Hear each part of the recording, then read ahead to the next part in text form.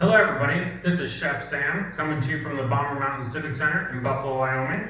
I'm the high school culinary instructor for Buffalo High School, supported by Sheridan College, and we are moving to a virtual cooking school to finish out our course 1515, which is basic culinary skills. We are working today out of our On Cooking textbook of culinary fundamentals. So students at home, you can go ahead and follow along with your books. Anyone else interested, this book is available online and you can purchase and jump right in with us.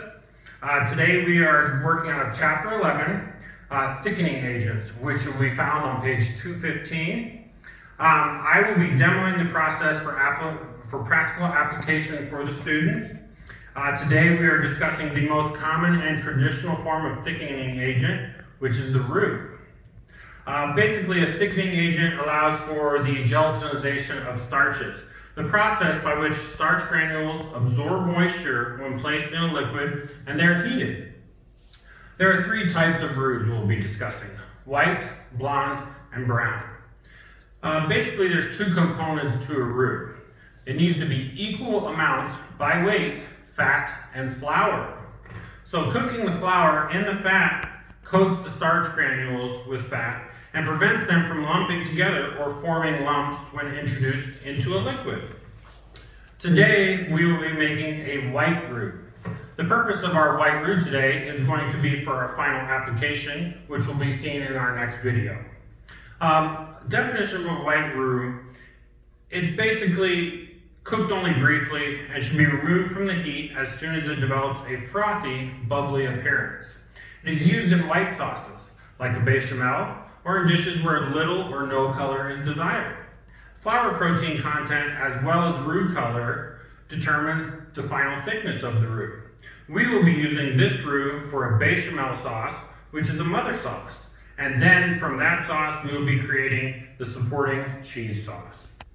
If made correctly, the final sauce should be lump-free with a good, clean flavor that coats the back of a spoon, a term referred to as nappe, and we will discuss that further later. But it should not separate when kept warm for service or when reduced. So the recipe that we'll be using today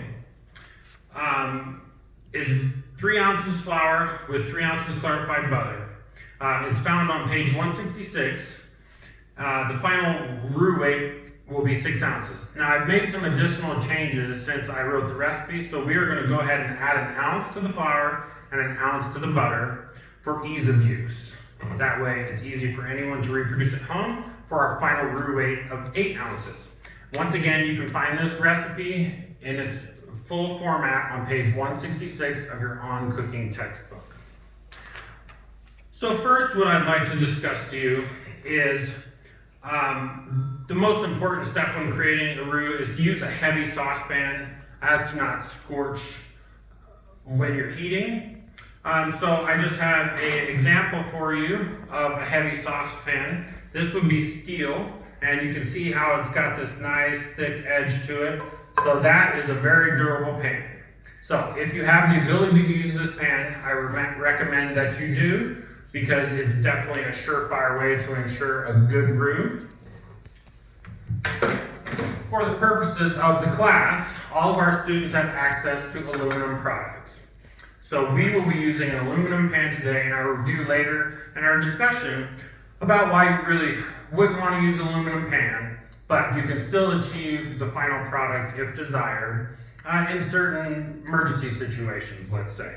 So what we need for this dish is our butter. I pre-measured our flour, and we'll discuss more types of flour that we can use for this product. We're going to need melted butter, which obviously you would take your butter for the recipe, melt it, and I want to discuss with you real quick what clarified butter is. And in the following video, I will show you application of where you can find some documentation about clarified butter. But basically it's melted butter, and you can see how we melted it, and the protein separated on top. So basically what we're going to do to clarify it is we are going to skim off the froth on the top, which would be the proteins, and so we just have that fat left. We want to keep as much as we can. It's okay if there's a little bit left in there. Don't worry, students. We just want to get as much usable product as we can. So now what we're going to do is we're going to go ahead and move over to our burners. So for the students at home, it's been a while since you've used your burners, so I want to run through you real quick. We have our personal burners. Remember, we open the lid, we remove the canister. So the canister will have the notch in the canister, and then what we're going to do is we're going to place that into the fuel holster, making sure that this clip goes into the notch. So once that's secured in the notch, we can go ahead and leave the case open while we do from unlock to lock to make sure the fuel engages. And then let's go ahead and test out for our igniter. So we're going to turn the fuel all the way to maximum and then ignite, and we have fire. So if you have fire, go ahead and turn it off again, close your canister container, and we're ready to go. So go ahead and take your saute pan, and we're going to go ahead and set that on the burner. We're going to pour in our clarified butter. So we have that there. Now, what we're going to do is go ahead and turn on to begin to heat our clarified butter. So make sure you have flame, guys. And I would say let's go ahead and make our flame medium heat, so that way we do not work with anything too terribly hot. So now that's heating, what we're going to do is you're going to take your metal whisk and you're going to add the flour to the clarified butter, and we are going to stir to form a paste. So I've got 2 ounces in each container, so you can either dump in as such, or if you would like to break up the flour a little more, you can go ahead and dump into a sifter over the pan and go ahead and sift that in. Might break it up a little bit more, make it easier for you guys. Either way is acceptable, but we will go ahead and do a little bit of each to show you that both are acceptable. So we are good with that. So now it's starting to bubble up on me, so I want to quickly stir that in as much as possible and go ahead and adjust my heat lower. Like I said, we don't want to work with anything too terribly hot. So reduce a little, but bubbles is good. So a white roux cooks very quickly. So it's best to use cake or pastry flour because of their higher starch content versus AP flour. You don't want to use high gluten flour though, because their starch content is greatly reduced. You can do gluten-free roux using rice flour instead of wheat flour, but we'll visit that in another class. While stirring the roux, to avoid burning, of course, we want to cook the paste over medium heat. We can do a little bit lower for you all at home if necessary, so that way everyone feels comfortable. But we're just going to stir this until the desired color is achieved. If the roux is burnt, it's really not going to be good, and you're going to want to throw it away because it won't thicken the liquid that you're trying to thicken, and it will just add dark specks to it and an undesirable flavor. The temperature and the amount of the roux determines its cooking time.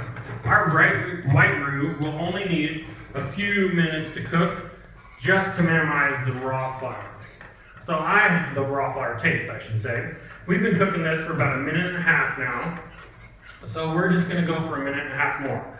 So if you guys can see, if you can smell it, it smells great. It starts to give off a nutty flavor, but it's already definitely incorporated. You see how it's thick and bubbly? That's good. And you just need to slowly stir it together.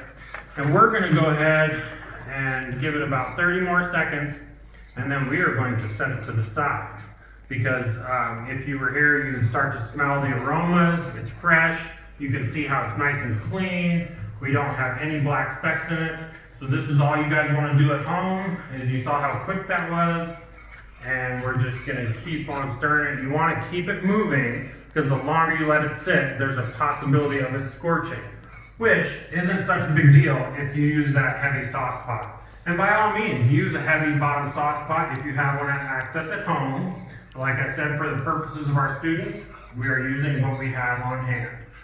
So now, once we have achieved the roux consistency that we are looking for, we are going to go ahead and shut our heat off. And remember, students, disengage that fuel canister so that way there's no chance of having any accidents of a flame when you're not expecting it. So while it's slightly cooling, I'm just going to keep stirring it just to make sure it doesn't burn. So as I'm stirring this and cooling this, I'm going to discuss to you a little bit about the purposes of introducing a roux into a finished stock. So basically, when the roux is finished, there's two ways to incorporate it.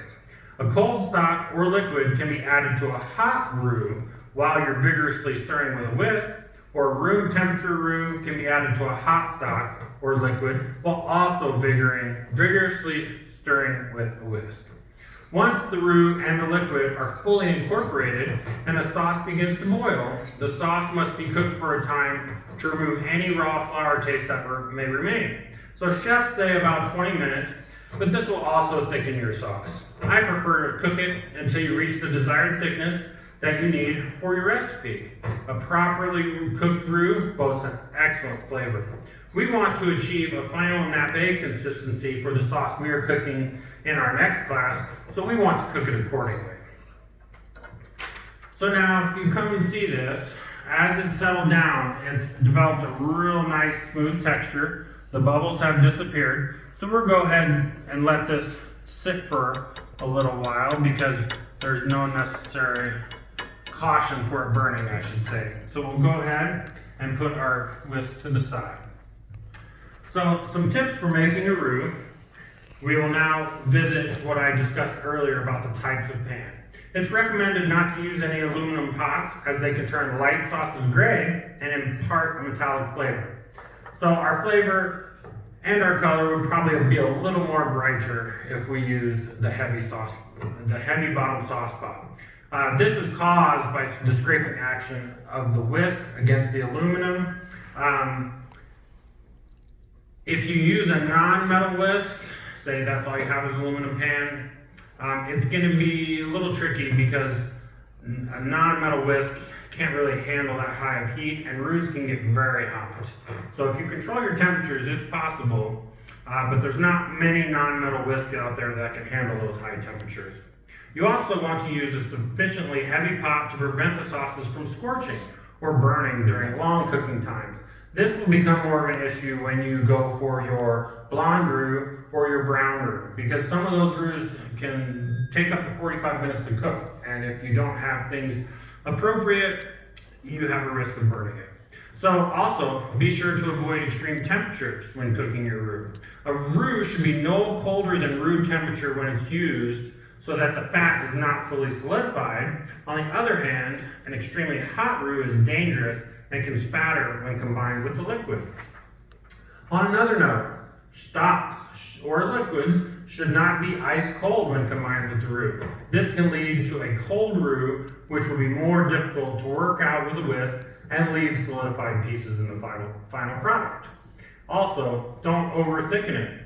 Roux does not begin to thicken until the sauce is at a boiling point. So if you're making your sauce and then adding your roux, you want to add the roux slowly and allow it some time to thicken, so that way it does not become too thick for your final product. The thickening action continues for several minutes after adding it while the sauce simmers. As longer the sauce simmers, the thicker it will become.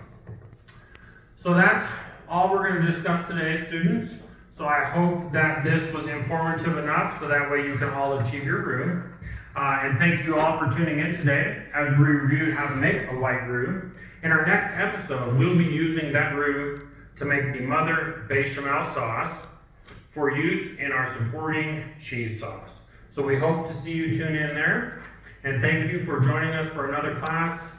And I hope that you enjoyed this instructional video, and I hope that you tune in next time on Cooking Basics with Chef Sam at the Bomber Mountain Civic Center, culinary instructor for Buffalo High School and Sheridan College. Thank you much.